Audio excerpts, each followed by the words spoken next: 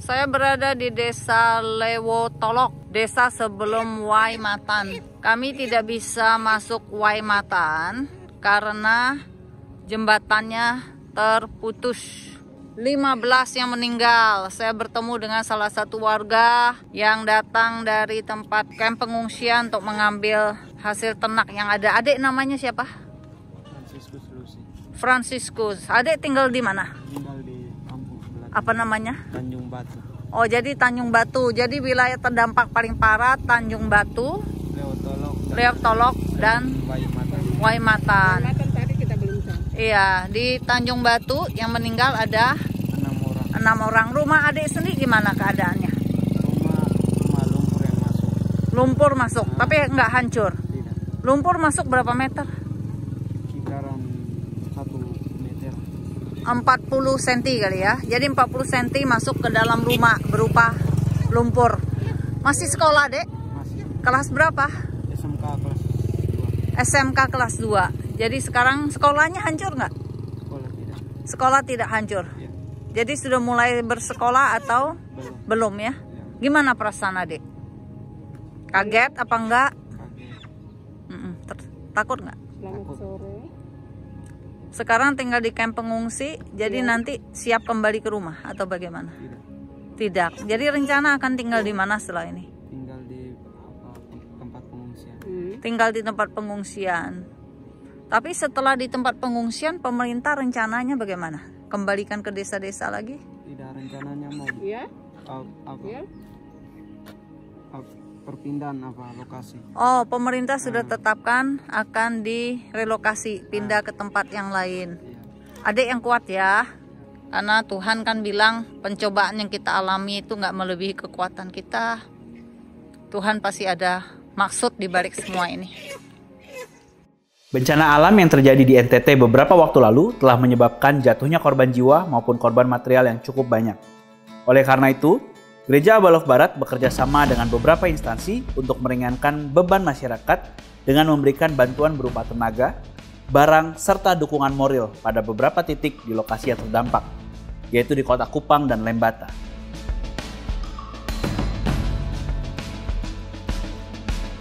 Kiranya apa yang sudah dilakukan bisa membantu meringankan beban setiap saudara kita di NTT. Terima kasih untuk setiap jemaat Tuhan yang sudah turut membantu, baik melalui doa, daya, dan dana. Tuhan Yesus memberkati.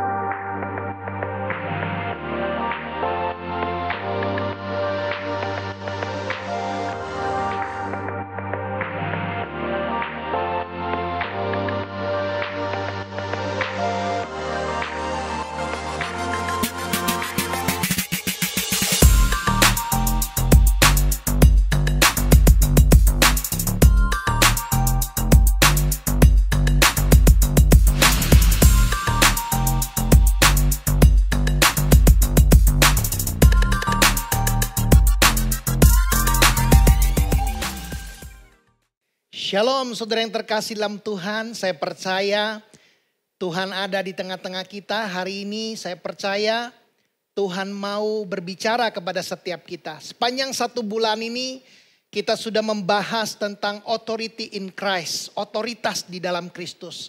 Saya berdoa kuasa Roh Kudus mengaktifkan kita semua. Hari ini saya mau sharing kepada Bapak Ibu Saudara tentang you have a calling. Di dalam 2 Timotius 1 ayat 9 dikatakan dialah yang menyelamatkan kita. Di minggu yang pertama di bulan April kita belajar, kita merayakan Paskah. Yesus menyelamatkan kehidupan kita. Bukan hanya menyelamatkan kita dikatakan dan memanggil kita dengan panggilan kudus. Bukan berdasarkan perbuatan kita, melainkan berdasarkan maksud dan kasih karunia-Nya sendiri yang telah dikaruniakan kepada kita dalam Kristus Yesus sebelum permulaan zaman.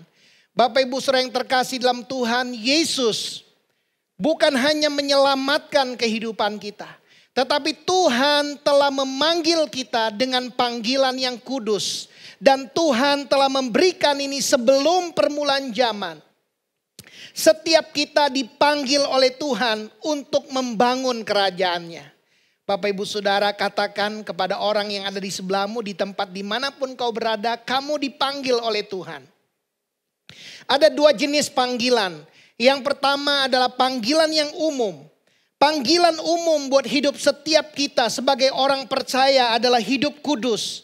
Untuk kita mengenal Tuhan dengan intim. Untuk kita mengampuni orang yang menyakiti hati kita. Kita belajar di minggu yang kedua di bulan April bagaimana kita menjadi agen-agen pendamaian. Kita membawa damai. Tuhan memanggil kita untuk hidup di dalam kemerdekaan. Tuhan memanggil kita untuk hidup kita melayani orang lain. Hidup yang menjadi berkat. Karena itu kita perlu belajar untuk kita terus menyediakan hidup kita dipakai oleh Tuhan. Menjadi berkat buat orang-orang yang membutuhkan. Yang kedua saudara, bukan hanya panggilan secara umum, tetapi kita dipanggil secara spesifik oleh Tuhan. Di dalam Amsal 16 ayat yang keempat dikatakan Tuhan membuat segala sesuatu untuk tujuannya masing-masing. Setiap kita dipanggil oleh Tuhan, setiap kita diciptakan oleh Tuhan untuk sebuah maksud yang spesifik. Kita melihat apa yang Paulus katakan di dalam Galatia 1 ayat 15. Tetapi waktu ia yang telah memilih aku sejak kandungan ibuku dan memanggil aku oleh kasih karunia-Nya. Paulus sadar bahwa dia telah dipilih oleh Tuhan sejak dari dalam kandungan ibunya. Bapak Ibu Saudara yang terkasih oleh Tuhan, kita dipilih oleh Tuhan sejak dari dalam kandungan ibu kita. Bukan hanya memilih kita, dia telah memanggil kita oleh kasih karunia-Nya. Kita melihat apa yang Daud katakan di dalam Mazmur 139 ayat 13 sampai 16. Sebab engkaulah yang membentuk buah pinggangku, menenun aku dalam kandungan ibuku. Aku bersyukur kepadamu oleh karena kejadianku dahsyat dan ajaib. Ajaib yang apa yang kau buat dan jiwaku benar-benar menyadarinya. Tulang-tulangku tidak terlindung bagimu ketika aku dijadikan di tempat yang tersembunyi. Dan aku direkam di bagian-bagian bumi yang paling bawah. Matamu melihat selagi aku bakal anak. Dan dalam kitabmu semuanya tertulis hari-hari yang akan dibentuk. Sebelum ada satupun daripadanya. Bapak Ibu Saudara yang terkasih dalam Tuhan. Sebelum kita melakukan panggilan spesifik kita. Semuanya itu Tuhan sudah tuliskan di dalam kitab-kitabnya Tuhan, hari-hari yang akan dibentuk melalui kehidupan kita. Efesus 2 ayat 8 sampai 10 dikatakan, sebab karena kasih karunia kamu diselamatkan. Oleh iman, itu bukan hasil usahamu tetapi pemberian Allah. Itu bukan hasil pekerjaanmu, jangan ada orang yang memegahkan diri. Karena kita ini buatan Allah, diciptakan dalam Kristus Yesus untuk melakukan pekerjaan baik. Setiap kita dipanggil secara spesifik untuk melakukan pekerjaan baik yang dipersiapkan Allah sebelumnya. Tuhan mau kita hidup di dalamnya.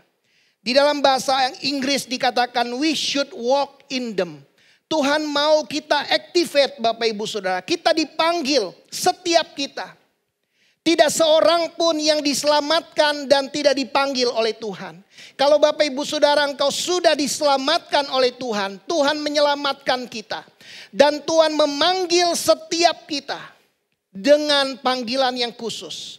Siapapun saudara yang mendengar firman Tuhan ini. Mungkin kau seorang ibu rumah tangga. Mungkin kau seorang ayah. Seorang karyawan. Seorang bos. Tuhan memanggil Bapak Ibu Saudara dengan panggilan yang khusus. Dan Tuhan mau kita berjalan di dalamnya. Tuhan mau kita activate di dalam panggilan kita. Karena itu saudara, apa yang kita mau lakukan di Abaloh Barat, Activate 2021, ini bukan berbicara sebuah pilihan. Ini berbicara tentang sebuah keharusan. Karena Tuhan mau kita berjalan di dalamnya. We should walk in them. Tuhan mau setiap kita melangkah. Setiap kita diaktifkan oleh kuasa Roh Kudus. Kasih karunia Tuhan bukan hanya menyelamatkan kehidupan kita. Tetapi kasih karunia Tuhan akan memampukan kita berjalan di dalam panggilannya. Hari ini hal yang pertama yang saya mau Bapak Ibu Saudara sadari, setiap kita dipanggil dengan panggilan yang khusus oleh Tuhan. Hal yang kedua Bapak Ibu Saudara, di dalam Roma pasal 12 ayat yang ke-6, di dalam The Passion Translation dikatakan God's marvelous grace impart to each one of us varying gift and ministry that are uniquely ours. So if God given you the grace gift of prophecy, you must activate your gift by using the proportion of faith you have to prophesy. Bapak Ibu Saudara, firman Tuhan berkata Tuhan itu karena kasih karunia-Nya mengimpartasikan kepada kita berbagai jenis karunia-karunia di dalam kehidupan kita. Dan karunia yang Tuhan beri di dalam kehidupan kita dikatakan you must activate. Tuhan memberikan sebuah perintah kepada setiap kita. Kita harus activate. Berapa banyak Bapak Ibu Saudara hari ini kau berkata Tuhan, aku mau activate. Karena ini yang Tuhan katakan Bapak Ibu Saudara. Di dalam Roma 12 ayat 6 di dalam ESV dikatakan let use them. Tuhan mau kita menggunakan karunia yang Tuhan beri dalam kehidupan kita. Terjemahan NLT dikatakan in His grace. God has given us different gift. Di dalam kasih karunia-Nya Tuhan memberikan, Tuhan memampukan kita, memberikan kepada kita berbagai karunia for doing certain things well. Tuhan mau kita melakukan, bukan hanya untuk diri kita Bapak Ibu Saudara. Tetapi Tuhan mau kita activate. Kita memakai karunia kita untuk melayani orang lain, untuk membangun orang lain. Kita melihat hari ini satu contoh dari kehidupan seorang rasul yang bernama Petrus. Di dalam Lukas pasal yang ke-5 ayat yang ke-10 dikatakan, kata Yesus kepada Simon, jangan takut, mulai dari sekarang engkau akan menjala manusia. Kita ingat cerita bagaimana di dalam Lukas 5, Petrus dan teman-temannya mereka menjala, tetapi hari itu tidak menangkap satu ekor ikan pun. Dan mereka sudah siap-siap pulang, membereskan jalannya. Yesus naik ke dalam perahu Simon Petrus dan meminta dia untuk membawa perahu ke tempat yang sedikit lebih dalam. Dan Yesus mulai mengajar. Dan Yesus berkata kepada Simon, ayo bertolak ke tempat yang lebih dalam, tebarkan jalamu ke kanan. Dan Petrus, Simon waktu itu menebarkan jalannya, dia menangkap banyak ikan. Dan dia sadar bahwa Yesus bukan hanya guru tetapi Yesus adalah Tuhan. Dan Tuhan memanggil Simon dengan panggilan sebagai seorang rasul untuk menjadi penjala manusia. Di dalam Lukas 22 ayat 31 dikatakan, Simon, Simon, lihat iblis telah menuntut untuk menampi kamu seperti gandum. Tetapi aku telah berdoa untuk engkau, supaya imanmu jangan gugur. Dan engkau, jikalau engkau sudah insaf, kuatkanlah saudara-saudaramu. Tuhan mengingatkan Simon bahwa Tuhan berdoa agar imannya tidak gugur.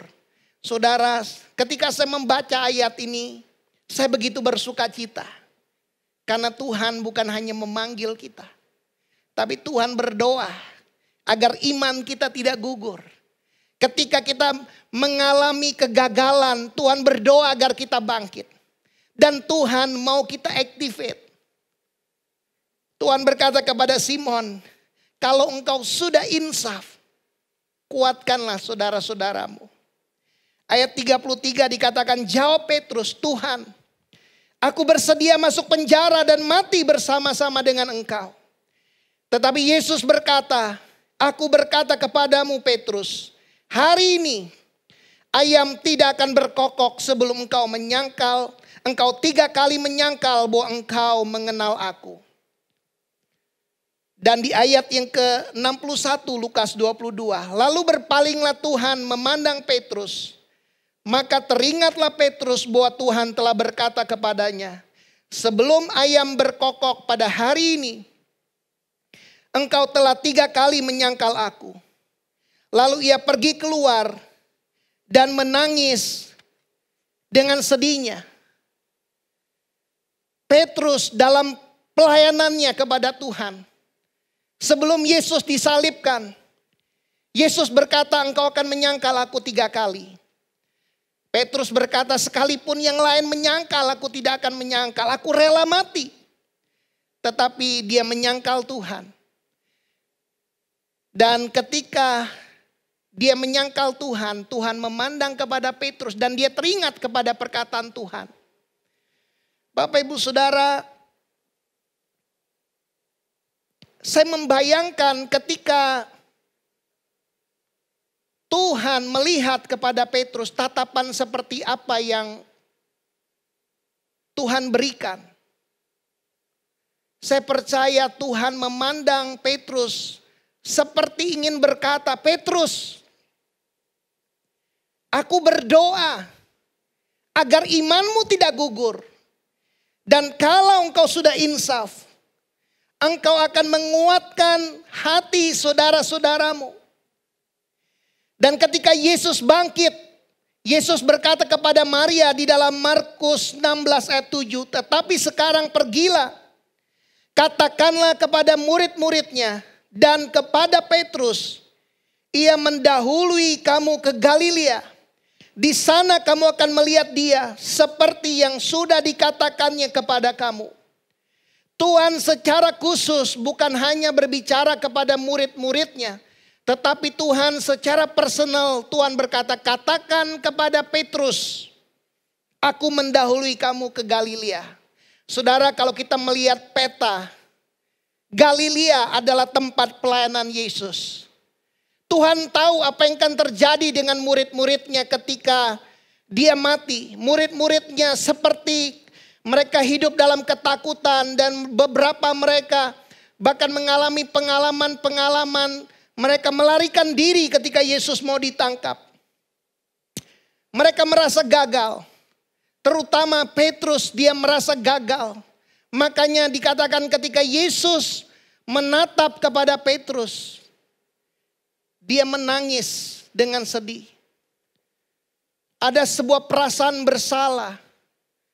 Ada sebuah perasaan duka yang dia rasakan.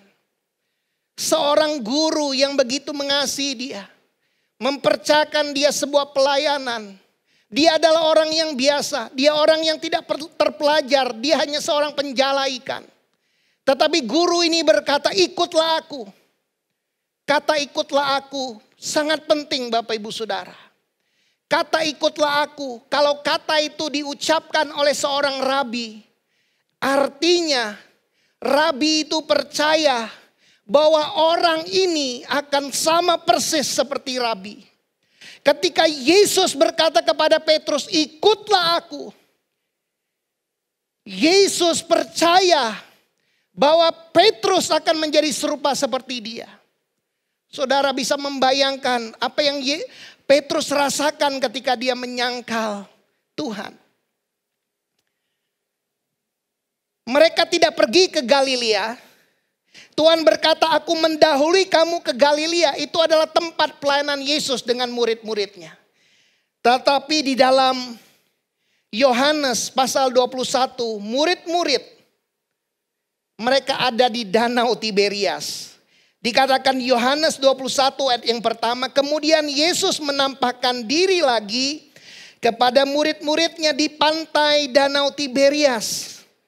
Harusnya murid-murid percaya ketika Yesus bangkit, Yesus berkata, aku mendahului kamu untuk ke Galilea. Tapi mereka bukan ke Galilea, mereka ada di Danau Tiberias. Ini bukan kali pertama Yesus menampakkan diri kepada mereka. Ini adalah di Danau Tiberias kali ketiga Yesus menampakkan diri kepada murid-muridnya. Mereka masih tidak percaya bahwa Yesus dapat memakai hidup mereka kembali. Mereka merasa gagal, mereka telah meninggalkan guru mereka. Dikatakan, dan ia menampakkan diri sebagai berikut. Di pantai itu berkumpul.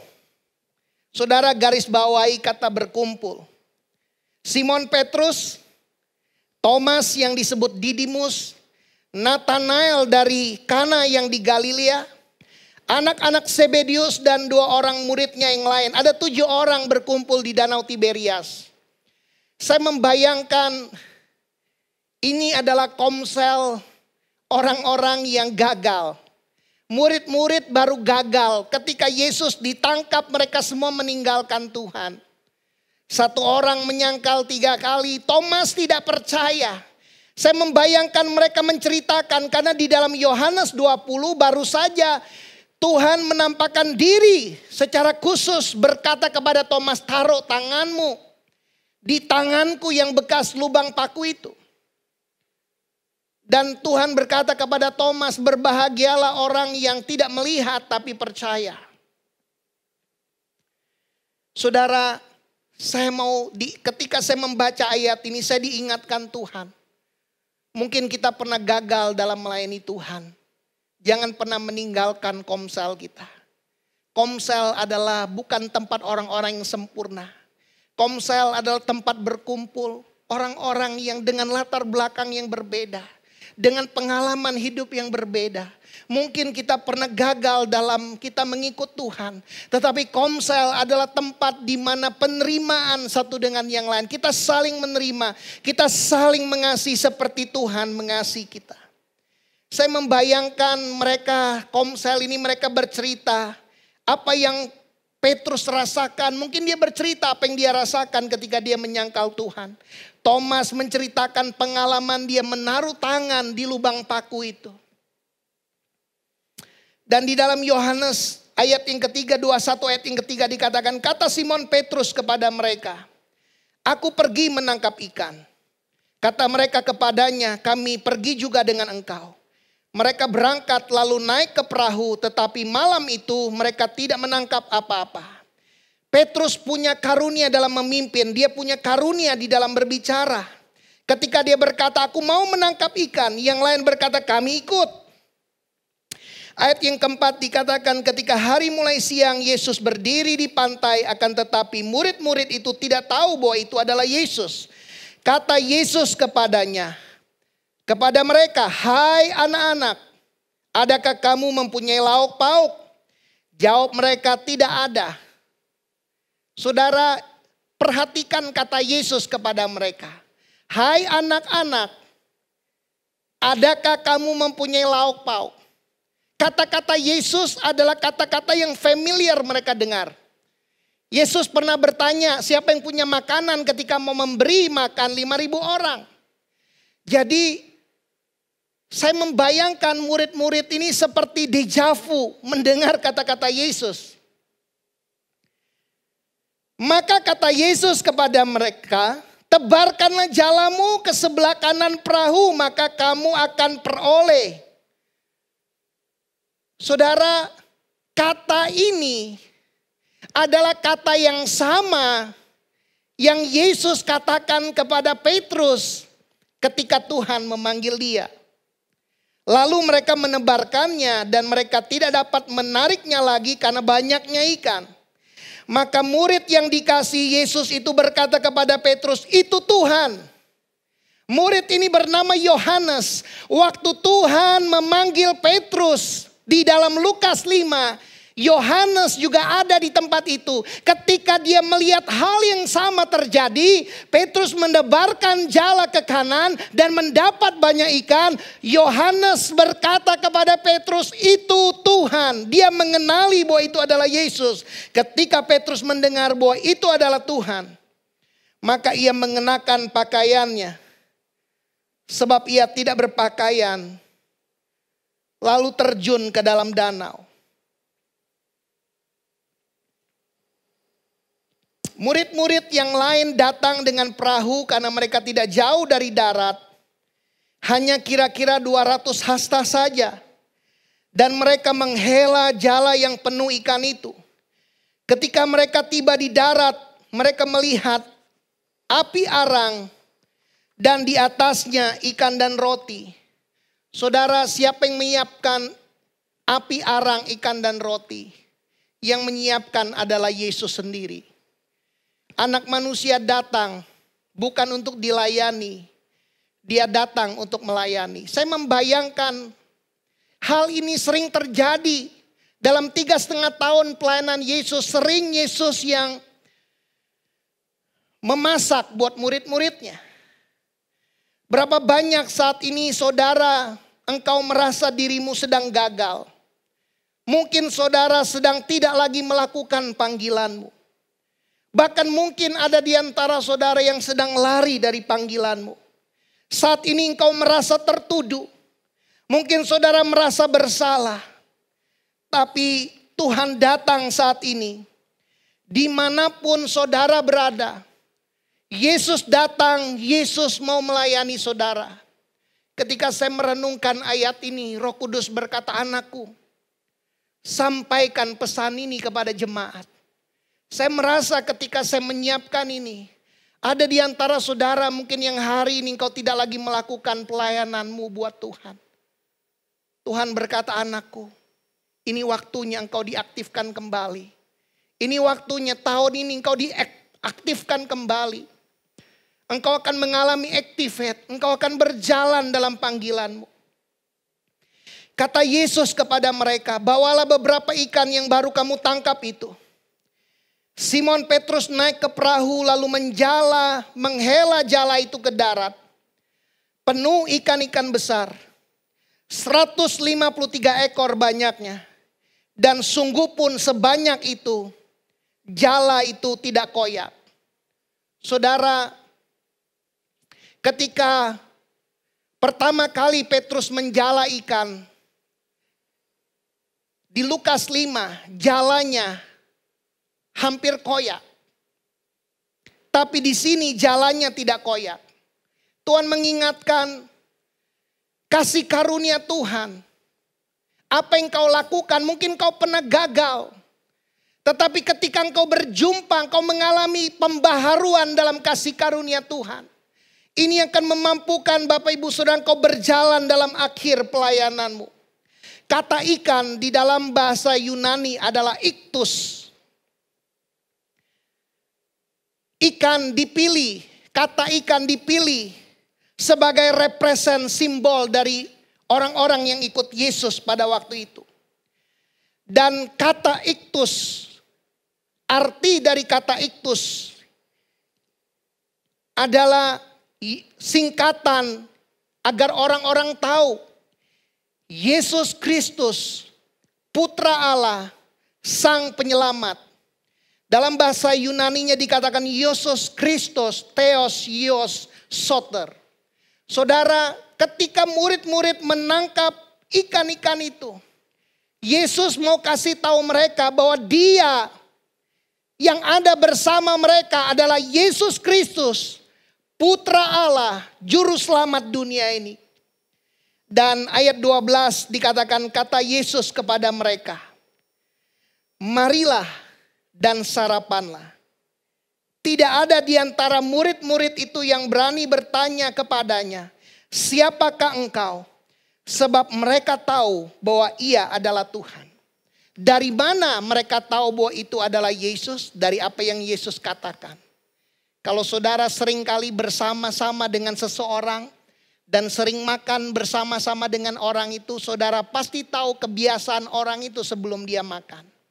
Dan seringkali Yesus ketika bersama-sama dengan muridnya, dia berkata, marilah dan sarapanlah. Saudara, ini adalah sebuah perkataan yang luar biasa. Murid-murid tahu itu adalah Tuhan. Saya mau mengajak saudara membayangkan kalau saudara ada di dalam skenarionya. Murid-murid sedang bersama dengan Tuhan. Mereka sedang merasa bersalah. Mereka sedang merasa gagal. Tuhan berkata, ayo aku mendahului kamu ke Galilea.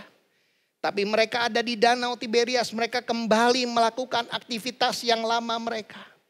Berapa banyak saudara, engkau tidak lagi melayani Tuhan, kau kembali kepada kebiasaanmu yang lama. Tapi hari ini Tuhan mau datang, Tuhan mau memulihkan saudara. Tuhan mau kau bangkit kembali. Itulah yang Yesus lakukan kepada murid-muridnya. Yesus maju ke depan mengambil roti dan memberikannya kepada mereka. Demikian juga ikan itu.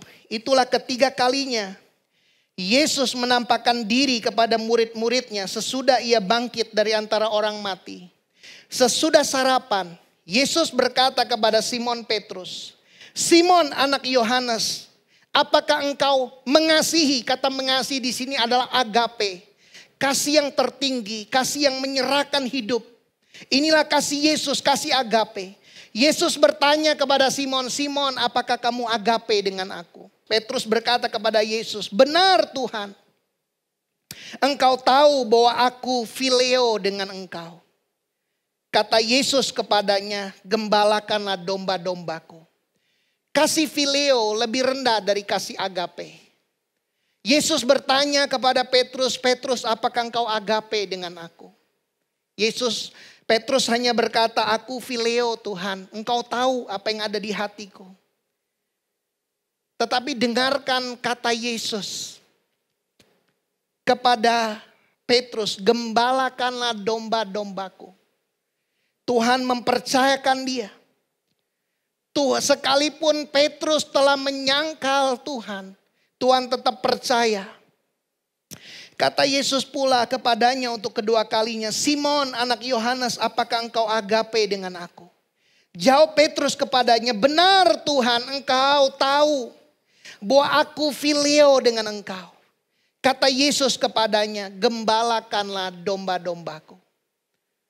Tuhan tetap mempercayakan pelayanan ini kepada Petrus. Kata Yesus kepadanya untuk ketiga kalinya, "Simon anak Yohanes, apakah engkau mengasihi aku?" Maka sedihlah hati Petrus karena Yesus berkata ketiga kalinya. Karena kata yang ketiga Yesus tidak lagi berkata, "Apakah engkau agape dengan aku?" Yesus berkata kepada Petrus, "Petrus, apakah engkau phileo dengan aku?" Dan dia berkata kepadanya, "Tuhan, engkau tahu segala sesuatu. Engkau tahu bahwa aku phileo dengan engkau." Kata Yesus kepadanya, "Gembalakanlah domba-dombaku." Saudara, coba kita bayangkan kalau kita adalah Petrus yang gagal. Satu kali ketika saya membayangkan, merenungkan ayat ini, saya menangis. Saya membayangkan bagaimana Yesus secara khusus mengajak Petrus berjalan sesudah sarapan dan dia mulai bertanya. Dan tentunya Yesus bertanya dengan suara yang lembut kepada Petrus, "Petrus, apakah kamu agape dengan aku?" Saya membayangkan Petrus gak lagi sesumbar. Sebelum Yesus disalibkan, dia berkata, "Yang lain nyangkal, aku enggak, aku rela mati." Tapi dia mulai sadar, "Tuhan, kau tahu hatiku, aku phileo dengan engkau. Aku belum bisa menyerahkan hidupku kepada Tuhan." Dan Yesus bertanya kali kedua, "Petrus, apakah engkau agape sama aku?" Saya membayangkan kalau jadi Petrus mungkin udah penuh berlinang air mata, udah nangis. Mungkin udah sulit ngomong. Dengan penuh tangisan dia berkata, "Tuhan, kau tahu hatiku. Aku ini phileo dengan engkau." Tapi bayangin saudara, sekalipun Petrus gagal, sekalipun Petrus phileo kasihnya kepada Yesus, Tuhan berkata, "Gembalakanlah domba-dombaku." Dan ketika kali ketiga, Yesus nanya, tapi kali ini Yesus ubah. "Petrus, apakah engkau phileo sama aku? Saya membayangkan itu kayak semua flashback dalam diri Petrus. Bagaimana ketika dia menyangkal Yesus 3 kali. Dia dengar ayam berkokok. Dia melihat tatapan Yesus. Tapi kali ini dia ingat. Karena Yesus bukan hanya ngomong kamu akan nyangkal aku 3 kali sebelum ayam berkokok. Yesus berkata kepada Petrus, aku berdoa karena aku lihat iblis mau menampi kamu seperti menampi gandum. Tetapi aku berdoa buat kamu Petrus agar kamu tidak gugur imannya. Kalau kamu sudah insaf, engkau akan menguatkan hati saudara-saudaramu. Dan ketika dia ingat perkataan Tuhan, saya membayangkan mungkin kalau jadi Petrus itu udah 1111, udah keluar air mata, ingus juga. Dan dia hancur hati. Dan Tuhan berkata, gembalakanlah domba-dombaku. Tuhan tetap percaya sama Petrus. Dan Tuhan berkata, di ayat 18, aku berkata kepadamu, sesungguhnya ketika engkau masih muda, engkau mengikat pinggangmu sendiri dan engkau berjalan kemana saja kau kehendaki. Tetapi jika engkau sudah menjadi tua, engkau akan mengulurkan tanganmu dan orang lain akan mengikat engkau dan membawa engkau ke tempat yang tidak kau kehendaki.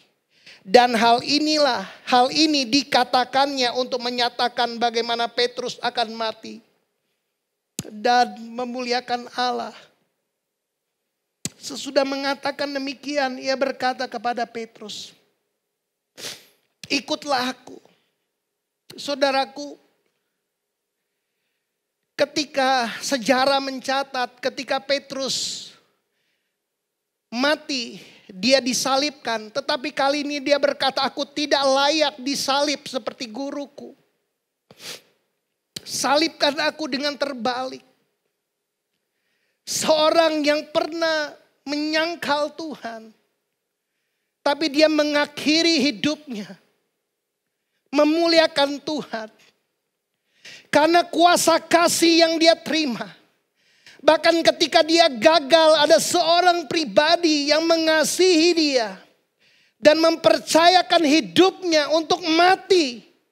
Dan kuasa kasih inilah yang memampukan Petrus untuk melayani Tuhan. Dan Yesus menutup pembicaraannya kepada Petrus, ikutlah aku. Sekali lagi Tuhan berkata, Petrus, sekalipun kamu gagal, sekalipun kamu sedang lari dari panggilanmu, aku berdoa kepada kamu, imanmu tidak gugur. Kalau engkau sudah insaf, engkau akan menguatkan hati saudara-saudaramu. Dan aku percaya kamu akan menjadi seperti aku. Petrus menulis di dalam 2 Petrus 1, 10 dan 11 dikatakan seperti ini. Karena itu saudara-saudaraku, berusahalah sungguh-sungguh supaya panggilan dan pilihanmu makin teguh. Sebab jikalau kamu melakukannya, kamu tidak akan pernah tersandung. Dia tahu, dia pernah mengalami bagaimana dia tersandung di dalam pelayanannya. Tetapi dia berkata, saudara-saudaraku, ini adalah perkataan buat orang yang pernah gagal dan bangkit dari kegagalannya. Dia memberikan nasihat buat kita semua. Berusahalah sungguh-sungguh supaya panggilan dan pilihanmu makin teguh. Sebab jika kamu melakukannya, kamu tidak akan pernah tersandung. Dengan demikian kepada kamu akan dikaruniakan hak penuh untuk masuk di dalam kerajaan kekal, yaitu kerajaan Tuhan dan juru selamat kita, Yesus Kristus. Bapak Ibu Saudara, hari ini Tuhan mau kita aktif kembali. Tuhan mau kita melayani dia kembali, saudara. Tuhan mau kita bergerak di dalam panggilannya.